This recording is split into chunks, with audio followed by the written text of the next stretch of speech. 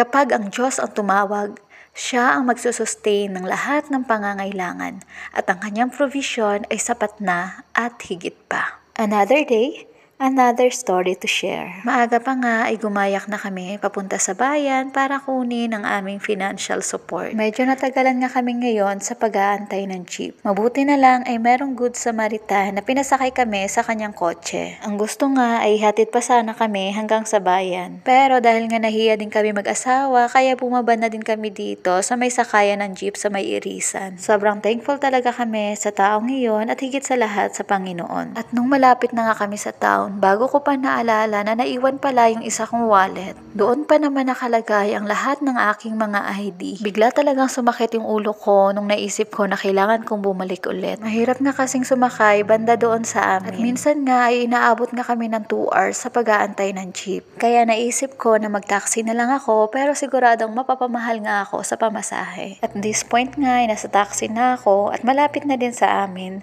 Tapos bigla ko ulit naisip na naiwan ulit yung susi sa bag ng asawa ko. Sa sobrang pagmamadali nga ay hindi na ako nakapag-isip ng matino. Salamat talaga sa Diyos dahil pagdating ko nandito yung ilang mga kapatiran sa church na naglilinis. At mabuti na lang nga na merong hawak ng susi yung isa sa kanila kaya agad namin pinuntahan ito sa kanilang bahay. Fast forward tayo at ngayon nga ay nandito na kami sa town. At tama nga talaga yung naisip ko na makapamahal talaga ako sa pamasahe. At dahil nga balikan yung ginawa ko, yung pamasahe na siningil sa akin ay parang nakapunta na ako ng Maynila. Nalungkot man ako ng sobra pero nagkaroon ako ng kapayapaan nung bigla ko naisip na in everything give thanks. Pangit man ang nangyari pero meron akong malaking natutunan sa aking pagkakamali. At this point nga ay nandito na ako sa Burnham Park para sunduin ang aking mag-ama sa Children's Park. Yung asawa ko na lang nga yung naiwan kay Via dahil kung siya ngayon babalik ay mahihirapan siyang hanapin ng aking wallet. Hindi na nga ako umabot sa Children's Park at nasalubong ko na yung dalawa dito sa labas. Hindi ko na tuloy nakuhaan ng video si Via sa pag-e-enjoy doon sa Children's Park. Agad na rin nga kaming umalis para makahanap ng makainan dahil hindi pa rin nga kami nagbe-breakfast. Pero si Via ay pinakain naman namin ng tinapay kaninang umaga. Naisip nga namin mag-asawa na doon na lang kami ulit kumain sa Maharlika. Maliban nga sa swak ito sa aming budget ay marami pang ulam dito na pwedeng pagpilian. Sa halagang 80 pesos nga ay talagang mabubusog ka naman. Pagkatapos nga ay only rice, only soup at only juice pa nga talaga dito. Kaya kain po tayo. Pagkatapos nga namin kumain ay pumunta kami dito sa Japan Home Center para nga magtingin-tingin kung meron kami mabibili na aming mga pangailangan. At nakita nga namin itong biscuit na merong gulay kaya binilhan namin si Via. Cute na cute talaga ako dito sa elephant na pandilig kaya binilhan na rin namin yung mga cactus and succulent ng aking asawa. Ang mumura talaga ng mga bilihin dito kaya napabili na rin ako kahit itong wipes ni Via. Pagkatapos nga ay bumaba na din kami para pumunta naman ng National Bookstore at humanap naman ng plastic cover para nga sa mga table sa church. Mabuti na lang talaga na meron silang ganito yung sinusukat pa. Dahil yung una nga naming nabili ay naputol na kaya kulang na kulang. Kaya napabili na rin talaga ako ng 4 yards para hindi naman kulangin yung 2